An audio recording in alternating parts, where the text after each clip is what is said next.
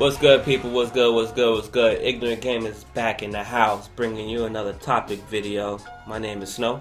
My name is Ramon. And basically, there's a lot of talk going on already. Game of the year, Game of the Year. Oh my God, Grand Theft Auto 5 is Game of the Year by default. A year's not even over. That's number one. Number two, how dare you? How dare you? The game is awesome. I'm not going to take that away from it. The game is awesome. The game is dope. But you can't give it to them based on sales, because if that's the case, the last 5 years, Call of Duty would be Game of the Year. This is true.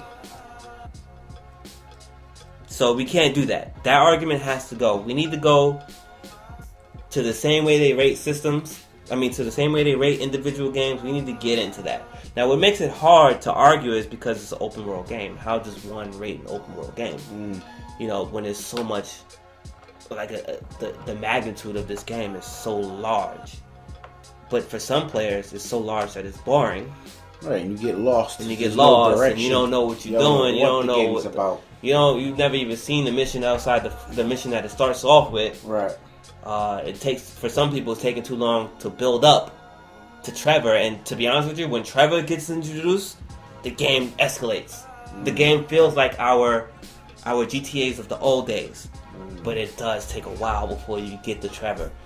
And don't disrespect The Last of Us, and don't disrespect BioShock Infinite, which to some people's point was overrated, but it's not to say that the game was too overrated. Right. If that make any sense. It is a dope ass game, but don't say like, oh, people were giving it 11. It was feeding off of his legacy, right? Pretty much. And comparing it to BioShock 2, the game was fucking amazing in comparison to that, because I think everybody hated BioShock 2. So, which sucks because BioShock 1 is a legend, but Infinite makes up for that.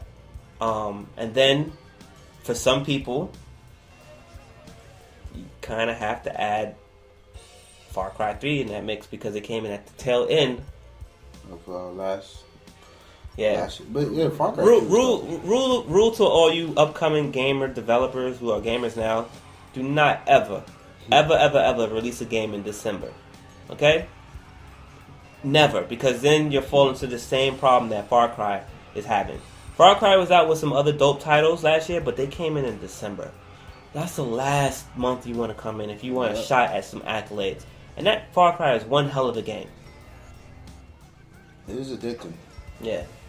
An open world game at that.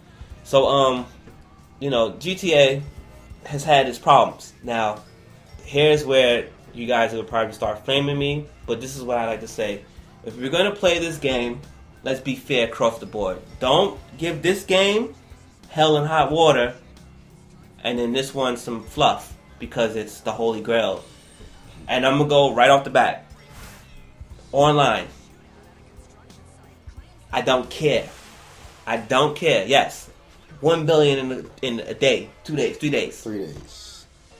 You still had 2 weeks to drop this online. And 5 years to develop it, correct? 5 years to develop it. You know for a fact that this game is going to take off.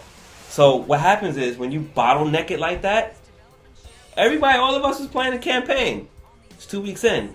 We want to see what that online is. No one's turning on that game to go back to the story. Especially when you give us a button to go straight into online when it's loading. Does it really? Yeah, it does. Crash. Nobody getting in. I'm sorry, this sounds like SimCity all over again. I'm sorry, this sounds like Diablo 3 all over again. I'm sorry, this sounds like what game? Insert this game here. Oh, man. One more game to add to that. Medal of Honor Warfighter. Yeah, we got hit with the Medal of Honor. So, and all those games have seen points off. Or all the EA ones. Yeah, EA is synonymous with fucking up on all the EA ones got points taken off for it. So, how do we do this? Because it is part of your package. Let's not play games. So if the game was a 5, now it's a 4. Right. Let's not play games. Let's not act stupid here. Because all the reviews are based off the campaign. And then we're trying to front like the online part is a different thing. Can you buy the online by itself? Yeah. No. It's all part of that same package. If you're going to play it fair. And they almost, none of the reviews I saw revisited the online. But they can't because they can't get on. When they was talking about the review of it, right? You know what they was doing? They pulling the same stock footage that Rockstar gave to everybody. Yeah. It looks awesome. We're going to have to wait and see. But so far, the game's perfect. It's a whole package. You can't buy online by itself. So, that has to play a role in it.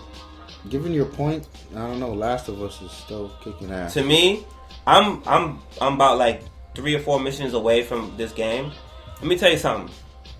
When I put in The Last of Us, after that first 30 minutes, I just wanted to keep playing. Right. But at that time, it was my birthday and all this stuff. I had so much to do. I couldn't. Everybody named Mama was stopping me from playing that game.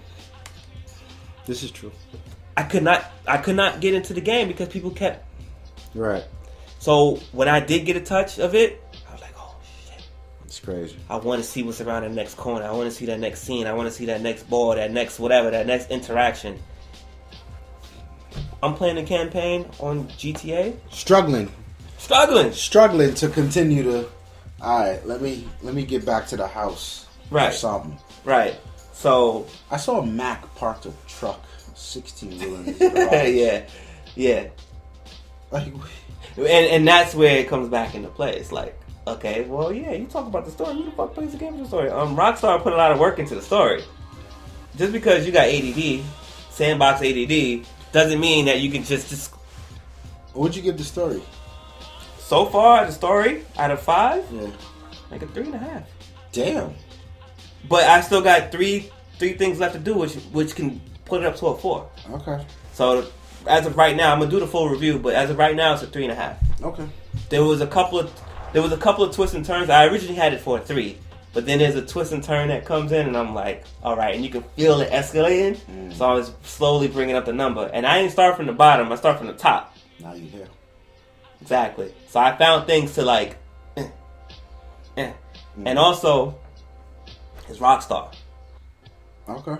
So you got 3 games out that put incredible storytelling, and it seems like it was downgraded here, the way you tell a story. So you don't think it's that strong of a contender? No, I still think it's a contender. I still think it could win. I hate that it will probably win because of how long it took to come out and all this other media attention. And it's not like Call of Duty because, again, Call of Duty comes out every year. So I think it's going to win by default, but I think that if I was on the ballot, as of right now, The Last of Us would get my vote for it. Okay. That's a big statement. Somebody's going to be pissed at you. I understand, but I don't hate Grand Theft Auto. The fake open world game versus the real open world game with no fucking no incentive to pay attention to what you're doing. I don't have either. Maybe I'll open my Last of Us. Son, and then you're gonna quickly be like, okay. Because the game, the Last of Us game wasn't meant to be open world. No one said it was supposed to be open world. Right. It was just a gorgeous looking environment. Right. It was a gorgeous looking environment and everybody's like, I wish. But it was never sold to you to be that way. Good point. Because if that's the case, why people still play Mario World and it's a 2D? The comments, man. We out.